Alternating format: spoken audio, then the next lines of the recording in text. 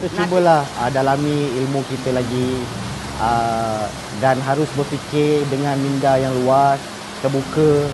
Walaupun kita tidak ada hubungan diplomatik dengan Israel, tetapi kita ada hubungan perdagangan dengan Israel. Menyatakan bahawa kerajaan Malaysia kita ada satu polisi dan pendirian yang jelas, bahawa kita tidak ada hubungan politik, tidak ada hubungan diplomatik dengan Israel.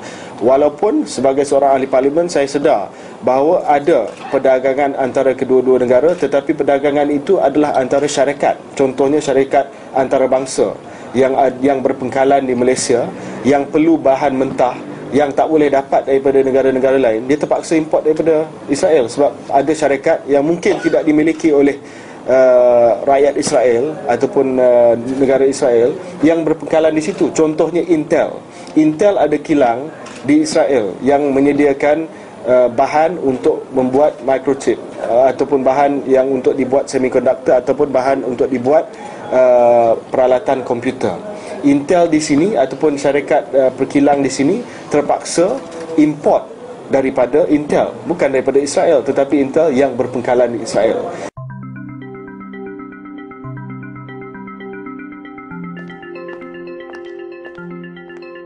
Hello, I'm Mark Bohr.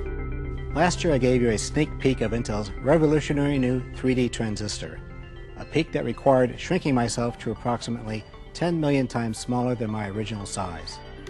Well, since then, we've been working hard, producing trillions and trillions of these 3D transistors in order to bring you the world's first 22nm microprocessors, third-generation Intel Core processors. Kelonggaran ini telah diberi, tapi saya nak maklumkan, jangan Anwar Ibrahim jangan hipokrit dalam hal ini. Hari ini dia cakap kerajaan Malaysia membenarkan perdagangan antara Israel dan Malaysia, seolah-olah beliau tak tahu, ya. Saya nak umumkan di sini, saya nak dedahkan di sini bahawa kawalan terhadap perdagangan dengan Israel dikawal di bawah Akta Kastam. Kastam di bawah Kementerian Kewangan, ya. Kelonggaran untuk syarikat-syarikat berdagang dengan syarikat-syarikat yang lain yang ada di Israel dibuat pada tahun 1996 oleh Jemaah Menteri, oleh Kabinet Jemaah Menteri Malaysia. Kalau sebelum itu tak boleh kita berdagang dengan Israel. 1996, siapa timbalan Perdana Menteri, siapa Menteri Kewangan? Tidak lain tidak bukan Datuk Seri Anwar sendiri.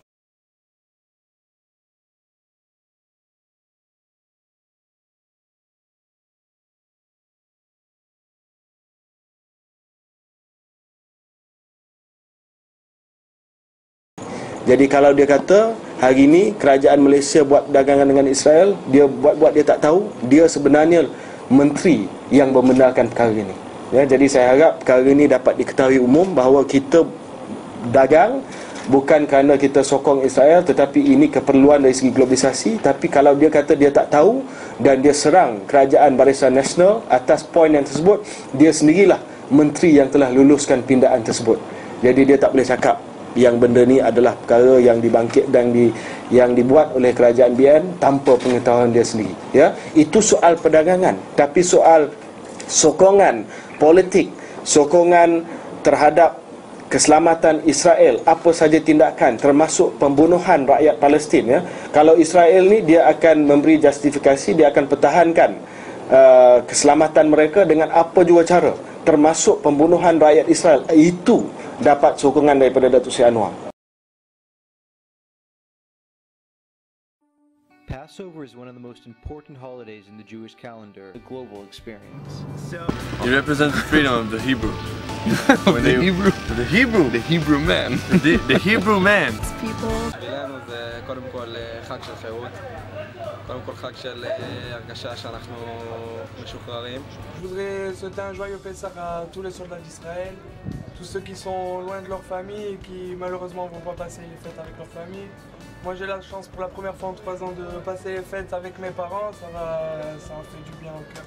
It's really like the most family holiday of all. Une bonne fête de Pessah et à ma famille qui est en France, j'espère qu'ils me regarderont. Une très bonne fête de Pessah et que je les aime. À ma maman aussi, que j'aime beaucoup. אז אני רם, זאת מאיה, אנחנו קציני שליטה ימים בחיל הים. אנחנו אלה ששומרים על גבולות הימים של מדינת ישראל. ובזכותנו, למען האמת, אתם יכולים לישון בשקט ולחגוג את החג בבטיחות.